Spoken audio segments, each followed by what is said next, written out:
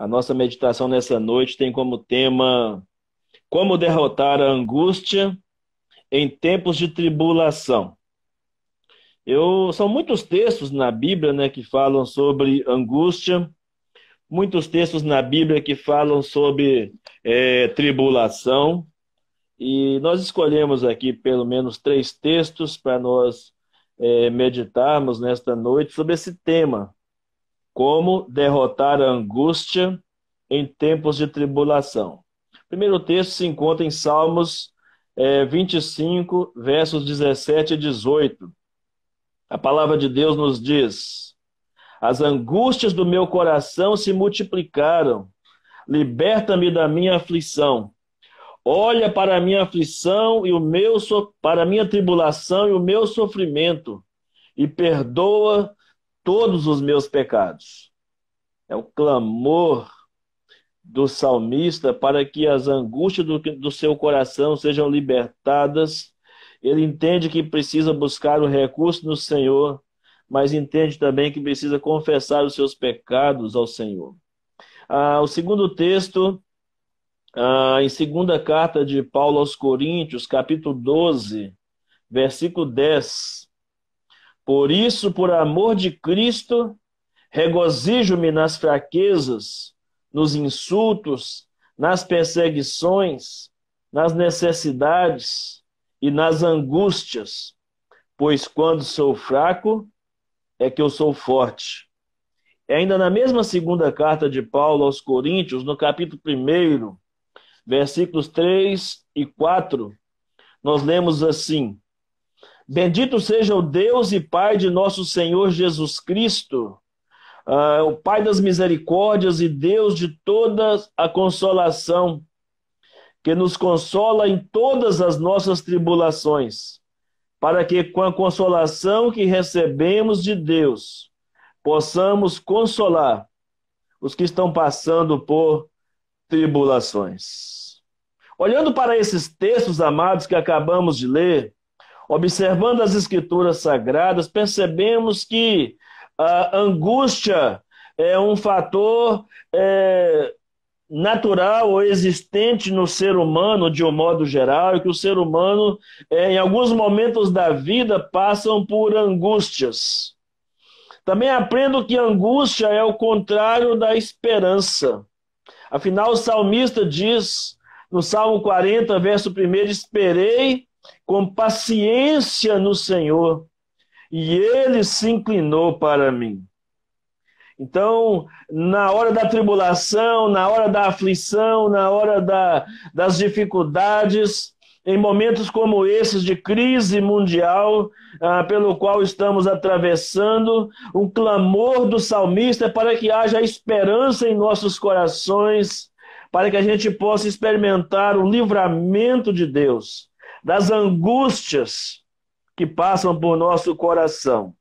Então, o que é mesmo angústia? Angústia é um sentimento de desespero da alma, que por um momento pode afetar a todos nós, e que, se não tratado, ou se não bem resolvido, afetará o nosso corpo, ou seja, a nossa saúde física, afetará a nossa alma, que são as nossas emoções, que já estão sendo afetadas, e afetará também o nosso espírito, no nosso relacionamento com o nosso Deus.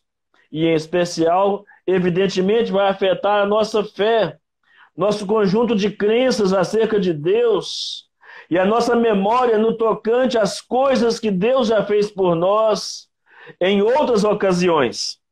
Certamente foi por isso que o profeta Jeremias tenha dito em Lamentações 3, 21, quero trazer à memória aquilo que me dá esperança.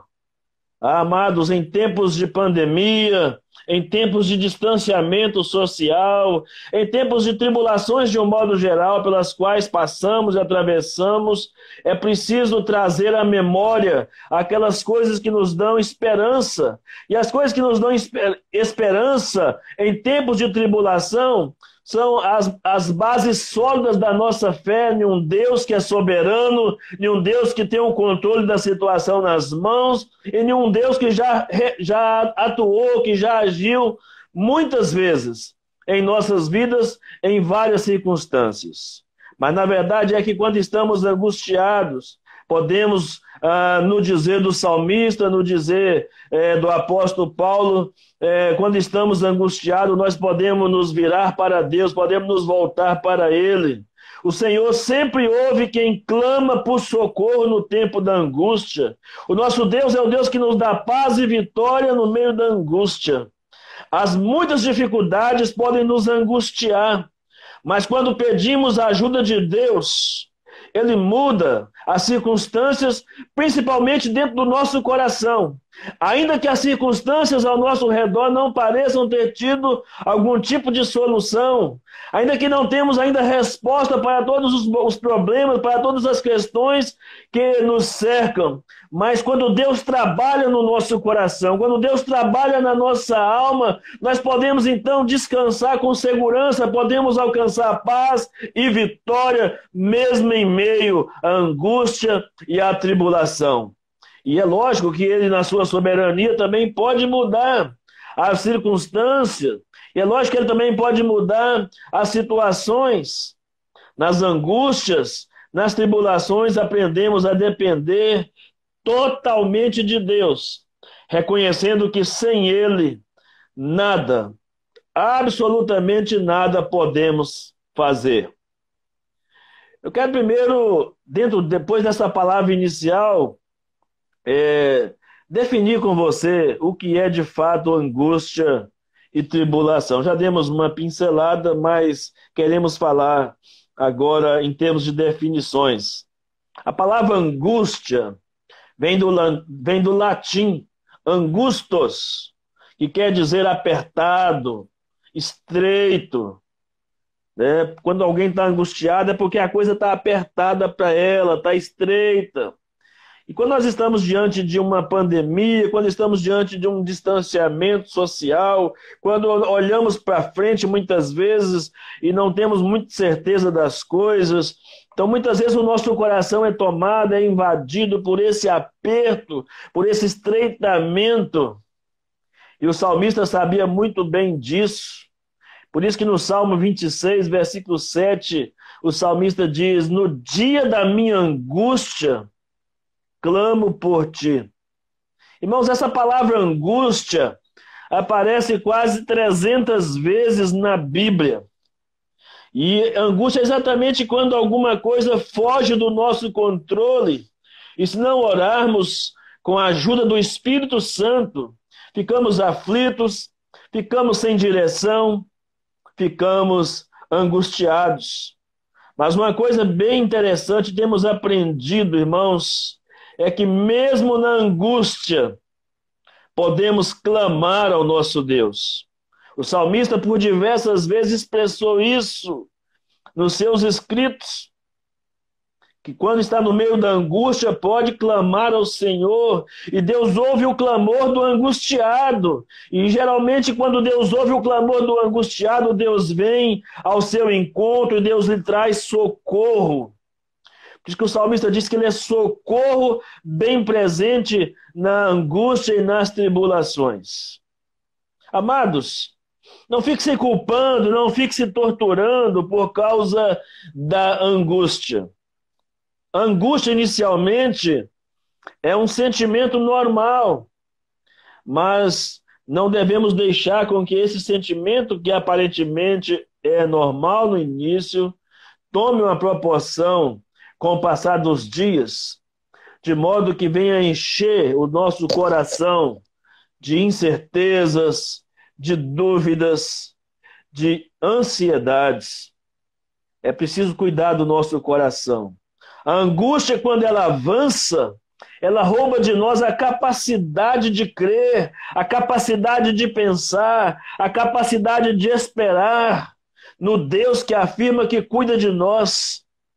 Há um texto nas Escrituras Sagradas que me foge a referência agora, mas diz: não temas, ó pequeno rebanho, não te assombres, porque eu sou o teu Deus. Se passares pelo fogo, não vai te queimar. Se passares pelas águas, não vão te afogar. E ele vai mais adiante, dizendo ainda que se levante um exército inteiro contra você, o Senhor será contigo. São vários textos que nós mencionamos aí, e essa é verdade. Mas numa definição mais científica, angústia, nós diríamos que é um estado físico provocado pela libertação de um hormônio chamado noradrenalina, e ele tem uma capacidade de reduzir o fluxo de sangue dos nossos órgãos vitais, de apertar os vasos sanguíneos, diminuir a abertura dos vasos sanguíneos e impedir com que o sangue circule normalmente em nosso corpo.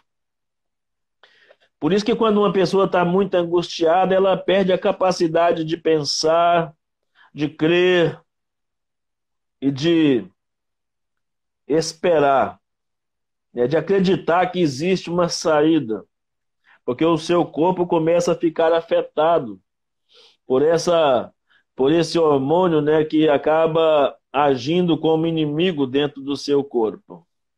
E por tribulação, nós dizemos que é um tempo de sofrimento, um tempo de dificuldades, que põe à prova a nossa fé e a nossa esperança. Mas eu quero dizer, amado ouvinte, nessa noite, que mesmo na tribulação, mesmo nas mais duras tribulações, Deus está conosco. Deus pode transformar a situação mais difícil da nossa vida. Todos enfrentamos tribulação, mas a tribulação, ela passa. É promessa do Senhor que a tribulação passa. E é promessa de que Ele passa conosco no meio da tribulação.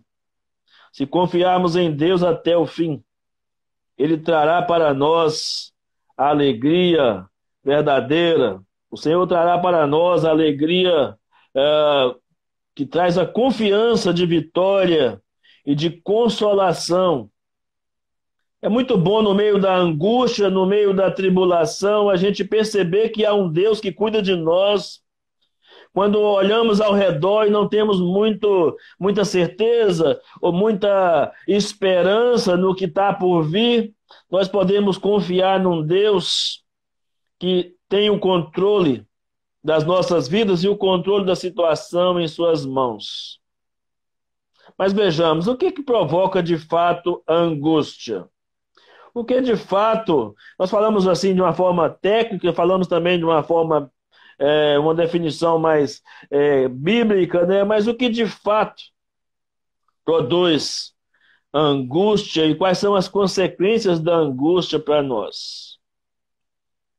Na verdade, amados, uma base de fé não consistente, uma vida cristã não praticante, uma percepção distorcida de Deus e da sua graça, e os ataques do inimigo contra nós são gatilhos, são elementos motivadores para provocarem angústia em nossos corações. Deixei por último, de propósito, a questão do ataque de Satanás sobre nós, antes de falar sobre as outras coisas anteriormente. Por quê? Porque o Satanás só vai conseguir levar vantagem sobre nós, sobre mim, sobre você, com seus ataques, com seus ardis, se a nossa base de fé não estiver bem consistente. Só vai levar vantagem sobre nós se nós tivermos uma visão distorcida de Deus, da sua soberania e também da sua graça. E também Satanás só levará vantagem sobre nós e produzirá angústia em nosso coração se nós tivermos dificuldades de viver uma vida de santidade ou de reconhecer os nossos pecados e confessá-los ao Senhor Jesus. E quais são as consequências disso para nós, amados? Olha, quando você é atacado na sua base de fé, quando a sua vida cristã não está sendo praticada dentro dos princípios da palavra de Deus, e a sua visão de Deus é distorcida, evidentemente, se você tem uma base de fé não consistente, você também terá uma visão distorcida de Deus, uma visão equivocada de quem Deus é, do seu poder, da sua soberania e do que Deus faz também, através da sua graça misericordiosa. Então, quando acontecem essas coisas na vida de alguém, as consequências logo virão. O desespero, a angústia, começa a tomar conta do coração e dominar as nossas emoções, nossos sentidos, e não conseguimos ver muita saída, muitas vezes. Começamos a colocar em dúvidas o caráter, ou no caráter de Deus, no seu amor por nós.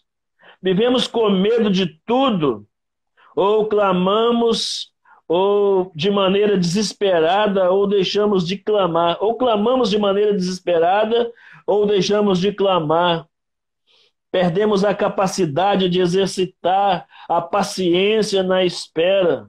E olha, amados, a Bíblia diz que a paciência na espera gera experiência. E quando se tem experiência com Deus, você pode descansar nele e na força do seu poder. Mas quando não conseguimos esse descanso em Deus, evidentemente que vamos perder o sono. Vamos ficar angustiado, aflito, ansioso. Alguém que está sofrendo, quem sabe, algum problema com a depressão, certamente vai ter agravado o seu problema de depressão por não entender bem essa questão por não entender bem essa visão de Deus no controle de todas as coisas.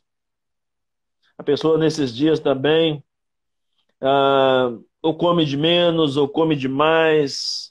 Tem gente que quer dormir muito para ver se o tempo passa mais rápido. Tem gente que não tem sono, perde o sono, perde a esperança da vida, perde a esperança em dias melhores, e as más notícias começam a dominar o seu coração. Irmãos, é terrível. A Bíblia diz no Salmo 112, verso 7, que o nosso coração não deveria ser abalado pelas más notícias. Nosso coração deveria estar tranquilo, seguro e confiante no Senhor.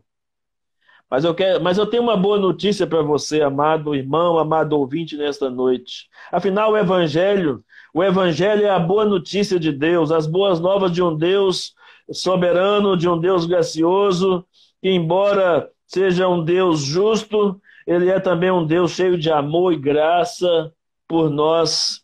Nessa noite é isso que quero comunicar com você. A Bíblia diz em Romanos 1, 16 e 17, eu não me envergonho do Evangelho, porque o Evangelho é o poder de Deus para a salvação daquele que crê. Amados, Deus é o único capaz de controlar as circunstâncias. Deus é o único capaz de controlar as coisas ao nosso redor e controlar inclusive o nosso coração e as nossas emoções.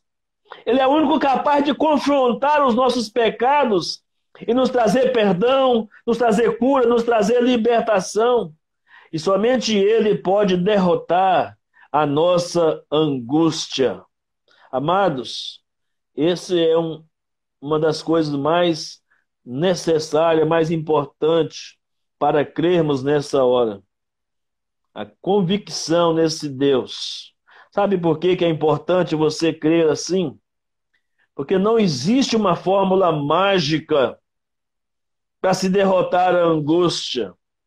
E nem é essa a nossa pretensão ao colocar um tema como reflexão, como derrotar a angústia em tempos de tribulação. Nós não temos como proposta apresentar uma fórmula pronta, uma fórmula mágica para você.